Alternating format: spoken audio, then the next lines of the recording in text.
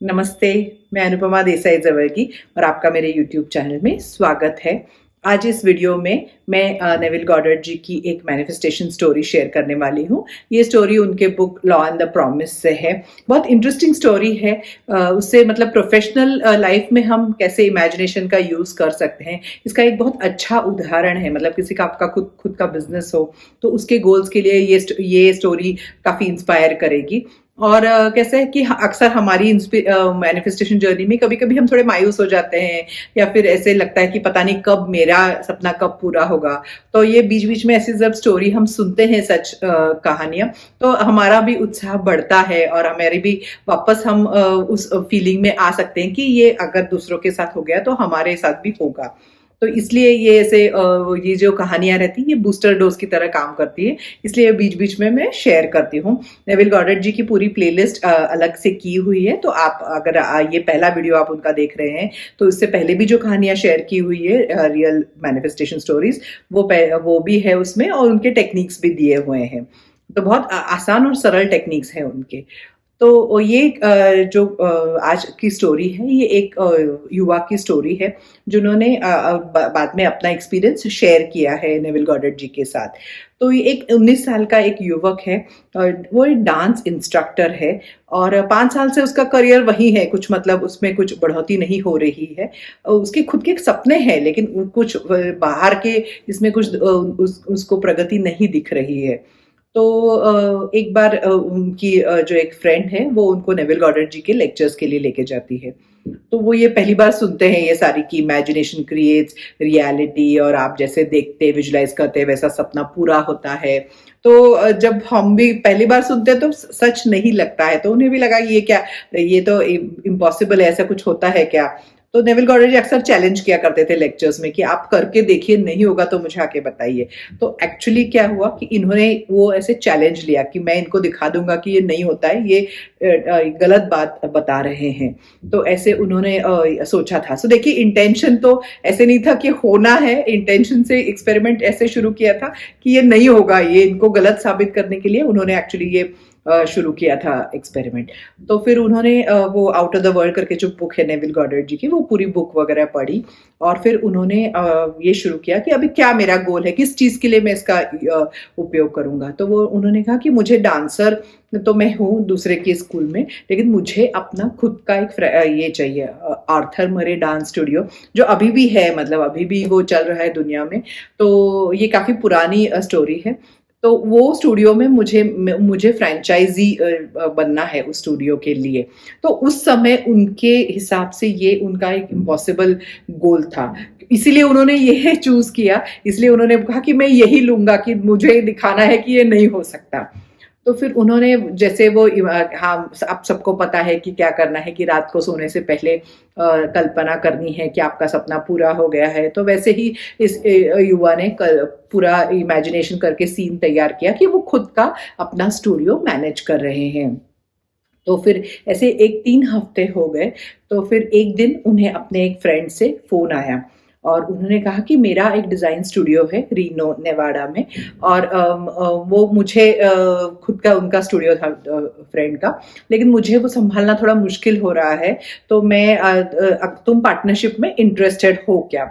तो वो जो डिज़ाइन स्टूडियो था वो आर्थर मरे स्टूडियोज़ का फ्रेंचाइज़ी था, वो दोस्त का स्टूडियो। तो ऐसे सडनली उनको फ़ोन आया तो इनको बहुत खुशी हुई।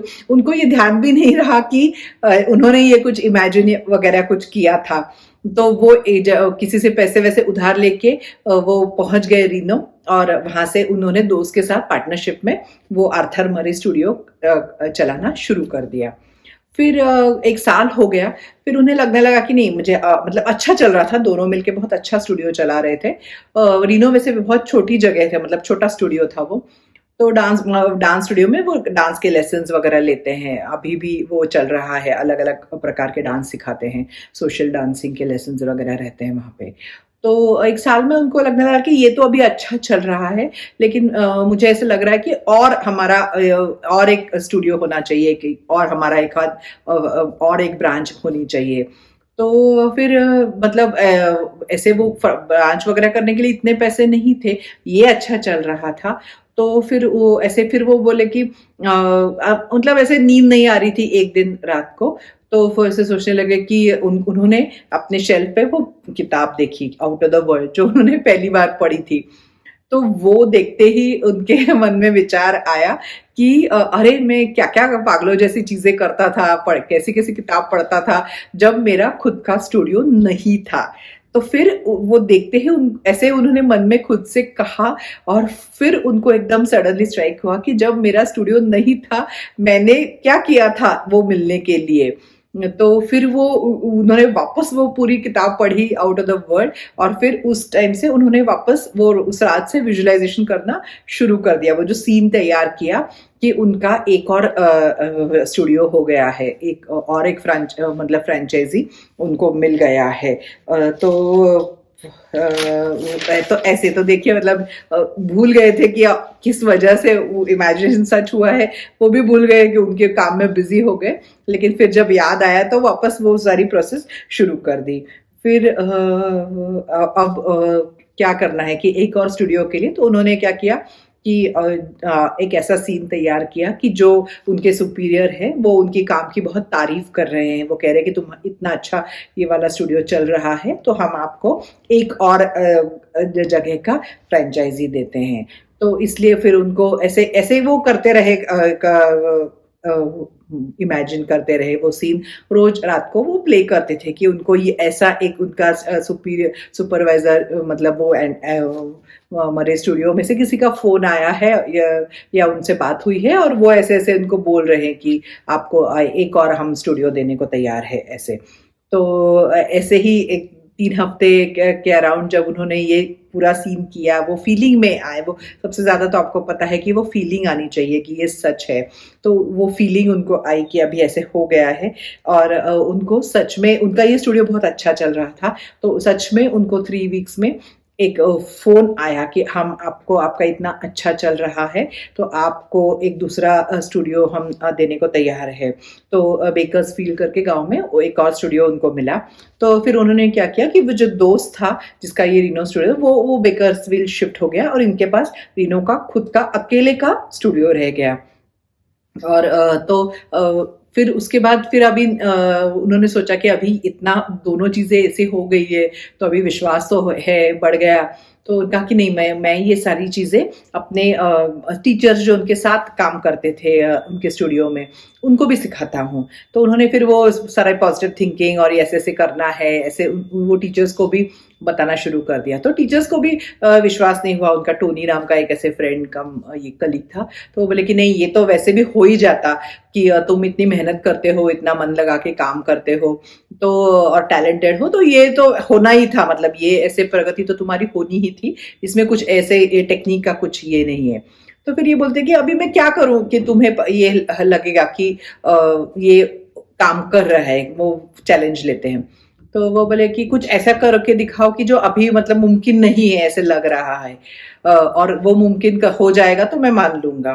फिर उन्होंने ये किया कि सोचा कि क्या होगा कि जिससे इस टीचर का विश्वास, इस फ्रेंड कम टीचर का विश्वास बैठेगा। तो फिर उन्होंने ये सोचा कि ये रीनो मतलब सबसे छोटा स्टूडियो था आर्थर मरे के जो सारे यूएस के स्टूडियोज में से। तो वो बोले कि जब डांस का जो कन्वेंशन रहता है वहां पे उनको चांस मिलेगा अब उनके इसके बारे में बात करने का, डांस के और इसके, और वो सारा जो रीनो का ये जो छोटा सा स्टूडियो है इसकी बहुत चर्चा होगी डांस कन्वेंशन में, जो उनका यूएस का एनुअल कन्वेंशन रहता है उसमें। और तो ऐसे उन्होंने ये किया, तो वो बोले, उन्होंने बताया कि ऐसे हो सकता है क्या, तो बोले कि नहीं ये तो मुमकिन नहीं है। सो ये ऐसा एक चीज है कि वो फ्रेंड को भी लगा, वो टीचर को, कि ये मुमकिन नहीं है, तो अगर ये हो गया तो मैं मान लूंगा। ऐसे वो बोला कि ये इतना छोटा स्टूडियो, मतलब उनकी ऐसे सारे स्टूडियोज की लिस्ट आती थी उसमें ये सारे सबसे लास्ट में आता था रीनो, क्योंकि वो गाँव बहुत छोटा है रीनो। तो वहां पे उतना ही उसका ये हो सकता है एक्सपांशन। तो इसलिए वो बोले कि मैं को विश्वास हो जाएगा अगर ये कन्वेंशन में ये हमारे स्टूडियो का नाम आ गया और ऐसे। फिर इन्होंने विजुलाइज करना शुरू कर दिया कि कन्वेंशन में इनका भाषण है, और वो ऐसे उन्होंने पूरा ऐसे विजुलाइज किया, और वो आवाज़ वो किया कि बहुत जब भीड़ रहती है, मतलब पूरा हॉल भरा है कन्वेंशन का, और सब लोग एक दूसरे से कैसे बात करते हैं, तो वो आवाज़ जो एक बड़े हॉल में जब हम जाते हैं तो कैसे आती है, तो वो सारा आवाज़ उन्होंने विजुलाइज ये किया। सेंस देखिए, सब सारे सेंसेस कैसे यूज़ किए। फिर उन्होंने पूरा विजुलाइज किया कि वो पोडियम पे खड़े हैं और माइक है सामने, और धीरे धीरे फिर वो माइक में अपना भाषण दे रहे हैं और सब लोग तालियां बजा रहे हैं, और बाजू में वो जो खुद एंडी मरी है वो बैठे, आर्थर मरे जो है वो बगल में बैठे हुए हैं, और उनका भाषण होने के बाद उनको वो आर्थर मरे कॉन्ग्रेचुलेट करते हैं, शेक हैंड करते हैं। तो ऐसा पूरा उन्होंने एक छोटा सीन तैयार किया, और सच में ये ऐसे विजुलाइज करते रहे, और सच में कुछ दिनों में वो कन्वेंशन में उनका वैसे भाषण हुआ। उनका जो एक्सपेक्टेड जो उनका काम था उससे उन्होंने 800% ज़्यादा काम किया था, और सच में वो मरे, उन्होंने आर्थर मरे, उन्होंने खुद आके इनको कॉन्ग्रेचुलेट किया। तो जैसे उन्होंने सपना देखा था वैसे वो सारा पूरा हो गया। तो फिर वो अपने वो दोस्त टोनी से बोले कि देखो हो गया, अभी तो तुम्हें विश्वास है कि नहीं? वो बोले कि नहीं, ये तो ऐसे भी होना ही था, तुम इतनी मेहनत करते हो, अब हमारा स्टूडियो ही अगर 800% ज्यादा काम करेगा, मतलब एक्सपेक्टेड से 800% ज्यादा रिजल्ट देगा, तो ये होना ही है। तो फिर वो बोले कि ठीक है, उनको कुछ लोगों का विश्वास नहीं होता है, नहीं बैठता है, तो वो बोले कि ठीक है, उसका विश्वास नहीं है तो, पर लेकिन उस वजह से मुझे ये अपॉर्चुनिटी मिली कि मैं सोचूं कि मैं क्या करूं, और मैंने अपने लाइफ में उसका नेक्स्ट गोल करके उसका वापस वो टेक्निक का यूज किया ऐसे। फिर उसके बाद फिर उन्होंने अभी सोचा कि अभी ये भी सपना पूरा हो गया, तो अभी मेरे लिए नेक्स्ट बिजनेस गोल क्या होगा। तो फिर उनका ये था कि मुझे एक बड़े, क्योंकि रीनो में बहुत छोटी जगह थी, तो मुझे एक बड़े जगह का फ्रेंचाइजी मिलना चाहिए। तो ऐसे ही वो विजुलाइज करते रहे कि उनको एक बड़े शहर में उनको एक डांस स्टूडियो खोलने का मौका मिल गया है। और विजुलाइज करते करते 3-4 हफ्तों में उनको एक्चुअली आर्थर मरे उनका खुद फोन आया, क्योंकि उनसे मिले हुए थे, उन्होंने शेक हैंड कॉन्ग्रेचुलेट किया था कि मैं तुमको एक बड़े टाउन, मतलब ये कुछ 40,000 वो पहले वाले रीनो की आबादी थी, तो कुछ तो 1-1.5 मिलियन आबादी वाले एक टाउन में मैं तुम्हें फ्रेंचाइजी वहाँ पे देता हूँ, ऐसे करके। तो ये भी पूरा सपना उनका इस तरह से पूरा हो गया वो करके। तो देखिए, प्रोफेशनल लाइफ में भी एक गोल होना चाहिए एक तो, और वो गोल के लिए कैसे हर स्टेप पे उन्होंने अलग अलग विजुलाइज करके ये इसका उपयोग किया, लॉ ऑफ अजम्पशन का।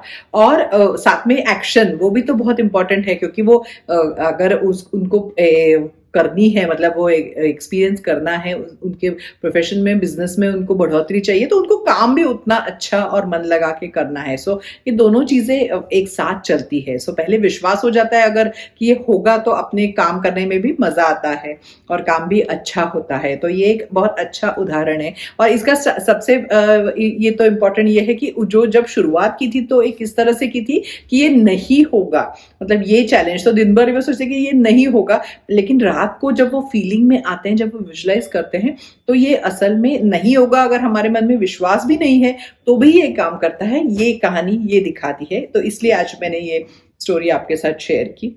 तो आपके मन में भी कोई सपना है जो आपको लग रहा है कि नहीं होगा, लेकिन फिर भी वो ये टेक्निक करके और अपना एक्शन चालू रखेंगे, तो आप देख सकते हैं कि आपको क्या उसमें से रिजल्ट मिलता है। तो एक चैलेंज की तरह आप करके देख सकते हैं। तो अगर आपको पसंद आई स्टोरी तो लाइक कीजिए, किसी और को फायदा हो उनके साथ शेयर कीजिए, चैनल को सब्सक्राइब कीजिए, और ऐसे ही अगले वीडियो में एक नए विषय के साथ मिलूंगी। Thank you. नमस्ते।